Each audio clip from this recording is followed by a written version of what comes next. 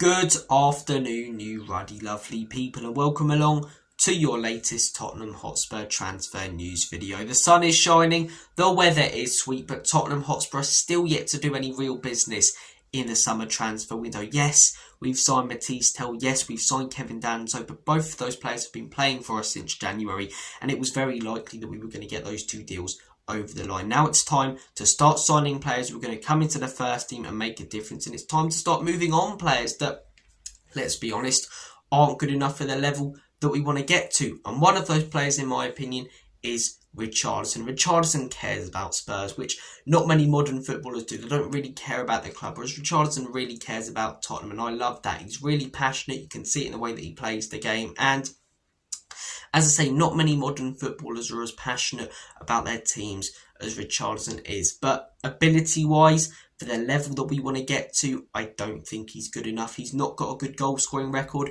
Playing as a striker, he's not fantastic. He's not brilliant in the air. It's one of his stronger points, but I wouldn't say he's great. I'd say most strikers in the Premier League are better in the air than Richarlison. On the wing, I don't think he's got the pace or technical ability to take on his man and beat him.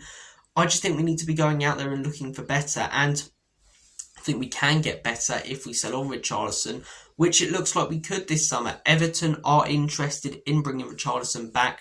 I was about to say to Goodison Park. It won't be Goodison Park, it will be to their new stadium, and I think this deal works really, really well for both parties. Everton get their man back, Richarlison. He's the front man, he's the Bono, the Freddie Mercury, the Axl Rose, taking them into their new home ground. He's got a great connection with that football club and the fans. Obviously, all the stuff with the Liverpool bus to the Champions League final a few years ago and holding the flare up and stopping them going down. He was the main man in that when Lampard was there, and it looked dead certain that they'd go down. He was one of the main guys that kept them up. He's got a great connection to that club, and I think he could work well for a lower half of the table team, which is what I hope that we're not going to be next season, but that Everton probably will be. I think he could do a good job in the squad. Maybe not necessarily in the first team, but rotating with people like Beto. I think he could really work there. I think we could get 25 to 40 million for Richarlison. We could then spend that money on a striker who can come in and make a difference in the first team. Someone like a Johan Visser from Brentford. You know, very, very different player to Dominic Solanke. Frank's got a connection with him and can work in different systems. Then you've got two very different strikers that you can rotate between based on who you're coming up against. Or you can look abroad. You can sign a lot of decent strikers for 25 to 40 million, who in my opinion would be better than Richarlison. But no ill will whatsoever towards Richarlison. It's not one of those where if he leaves Spurs this summer, which I think he probably will, I'll be like, I'm so glad that he's gone. He was pathetic because he's given his all, and you can't fault that. He had that run of 10 games, I think it was something like that last season, where he scored, and we thought, got a player on our hands here, and then it sort of went downhill after. He's had some injury problems. His first season at Spurs was, let's be honest, it was a shambles really. And this season, look, for the most part,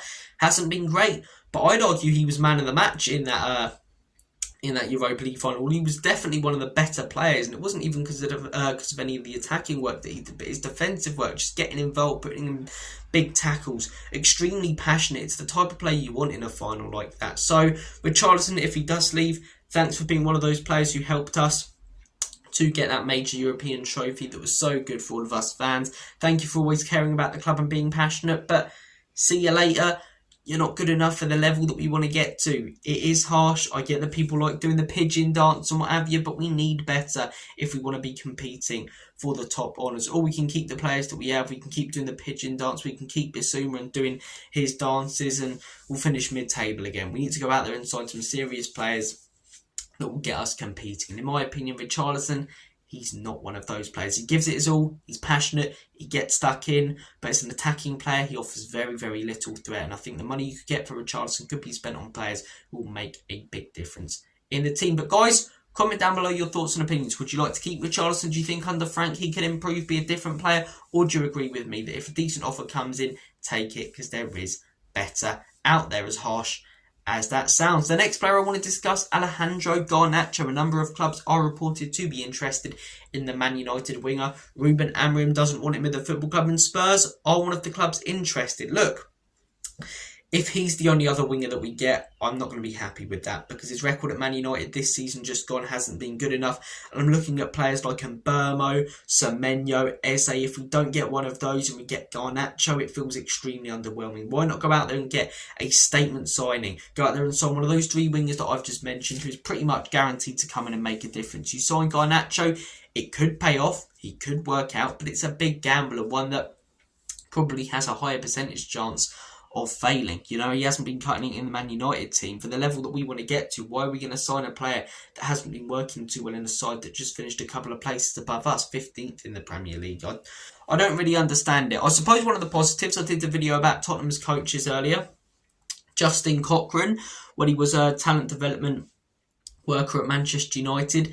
Garnacho, there's a video up on YouTube about how he developed him, and that was when Garnacho was thriving at Man United, 2021, 2022, early 2023, under Ten Hag. So maybe with Justin Cochrane in the coaching team, he can get the best out of him, and we have the Garnacho that was lighting up the Premier League, and the Man United fans and Premier League fans as a whole were getting excited about. But for me, there's better out there. There's guaranteed players who can come in and make a first team difference, and Garnacho, it's a big gamble, one that's more than likely not to pay off. So you've got to know when to hold him and you've got to know when to fold him. And for me, you fold him on Garnacho and use the cards that we're dealt in the next round, which are a couple of aces and a king, which isn't too bad. So look, I was trying to make a cool poker reference there. It just didn't work out, did it?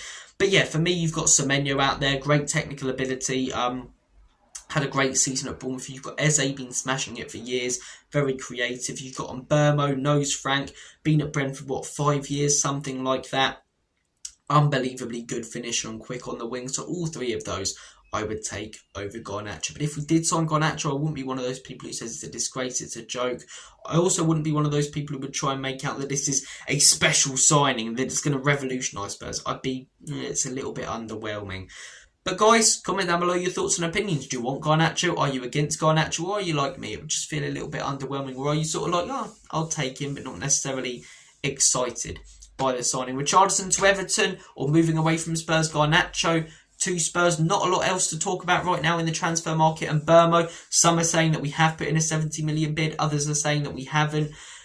I did see his interview the other day where he's talking about Thomas Frank and he's saying it's been great to work with him and I wish him the best of luck in his future.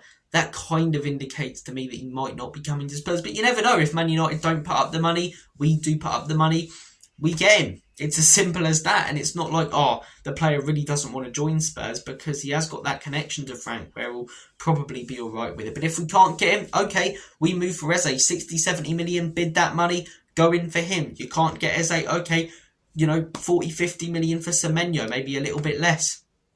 Go in for him. Go out there and sign one of those three wingers who are Premier League proven and who come straight into the first team, not rotate or young and it will take time for them to develop, who will come straight into the first team and make a difference. Guys, I'm going to make like a banana and split. Have a smashing day. Enjoy the sunshine. It's very, very, very, very, very hot and humid in the UK at the minute, so try not to sweat yourself to death.